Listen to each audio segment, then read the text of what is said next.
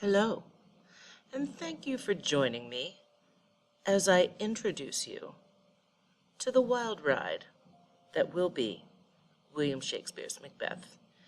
It is a tale of vaulting ambition, betrayal, murder, and insanity. Follows well on the heels of Frankenstein, don't you think? So, why did Shakespeare write Macbeth? I know you're wondering.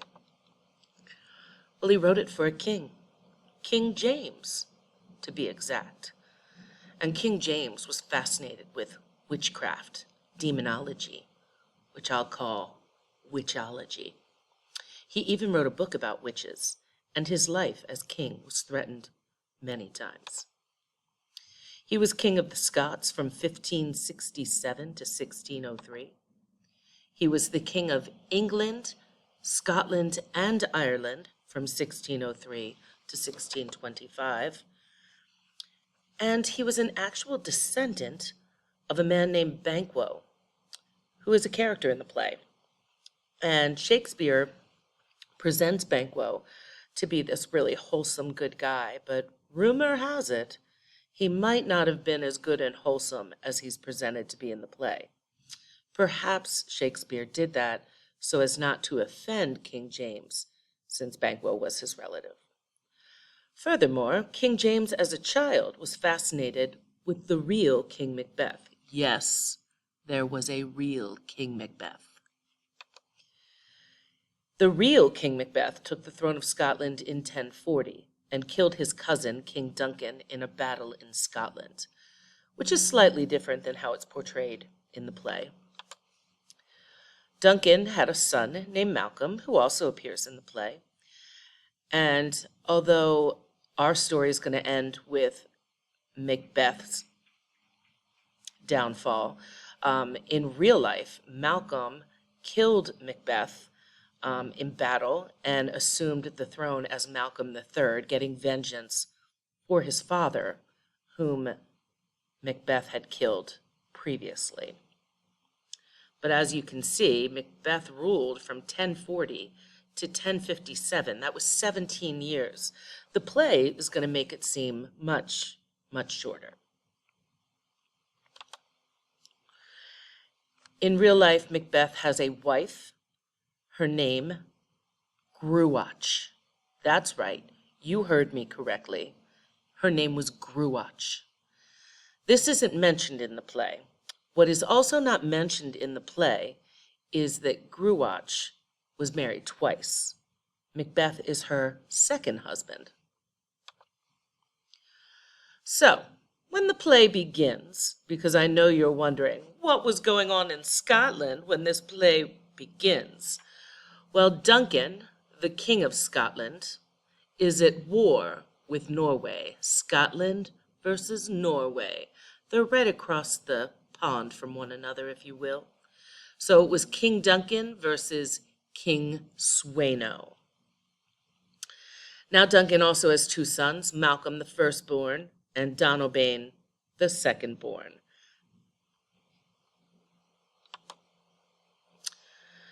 So King Duncan has a soldier on his force named Macbeth.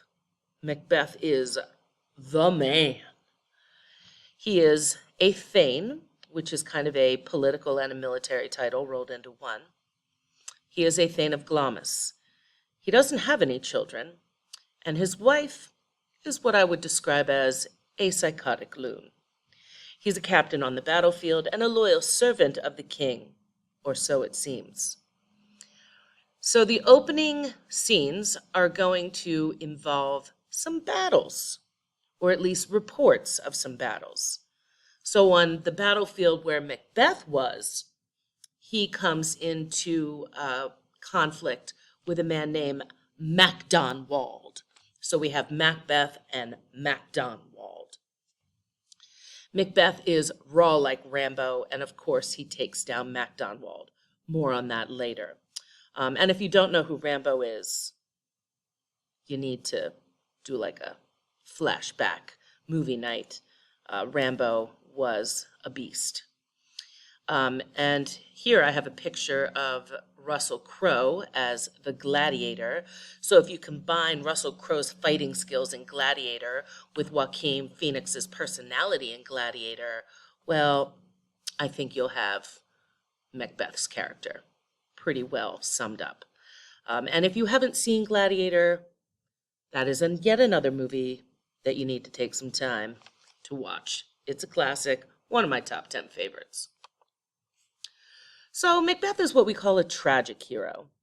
He's not a hero because he does bad things, and he brings those bad things upon himself. He was born of noble birth. He's responsible for his own fate. And due to a tragic flaw, he's doomed to make a serious error in judgment.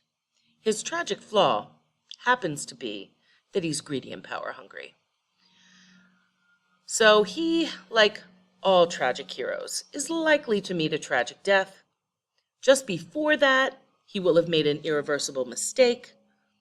He'll probably try to face and accept his death with honor after having fallen from great heights and or high esteem of the people around him. There's another Mac in this play. We had Macbeth fighting Macdonald. Well, the other Mac is Macduff. All right. Macduff is the Thane of Fife. He's also a title holder, as you can see. He's referred to in the play as Bellona's bridegroom, a little Greek mythology reference, because he's like the god of war, which makes him a beast as well. And he's also fighting in the battle between Norway and Scotland. And he happens to capture a traitor. Yes, there was a traitor amongst them, and he was just known as the Thane of Cawdor. I don't know what his real name is. It's just Thane of Cawdor. Macduff is a true and loyal servant of Duncan. He's going to be the true hero of our story. And it's going to be important to know that he is a married man and has children. Why is that important to know? You'll find out later. So I had mentioned Banquo as being based on a relative of King James. Okay, Banquo is our tragic hero and main character Macbeth's right-hand man. He's a captain in the battle with Macbeth. He's a loyal servant of Duncan. He appears to be a friend of Macbeth. He's a thane of nothing so far as I can tell. And he has a son. He is a father. And this is going to be a cute little piece of verbal irony later on. The son's name is Fleance. More on that later. So those battles I was talking about. How do we find out about these battles and what's going on the battlefield? Well, when the king arrives at the battlefield to get a report on how things are going, a bloody sergeant approaches him and describes the battle between Macbeth and Macdonald. And as it's described, Macbeth unseamed Macdonald from the nave to the chops. Do you know what that means? Stuck a knife in his belly and slid it right up to his mouth and just gutted him like a fish. And then he took off his head and he put that head on the end of his knife and he carried it around like all over the battlefield, like, ah! And many of Sweno's men, as you can imagine, retreated after seeing the head of one of their fellow men being paraded around the battlefield. But did Sweno, the king of Norway, back down? No, he didn't. He was like, I'm sending in a fresh new troop of men. And do you think that scared Macbeth and Banquo? Heck to the no. That didn't scare them at all. Macbeth and Banquo gave them a beatdown. They rock. And Duncan was crazy proud. Well, I had mentioned that Macduff was also in the battle, but he was on a different battlefield. He was on a battlefield in Fife.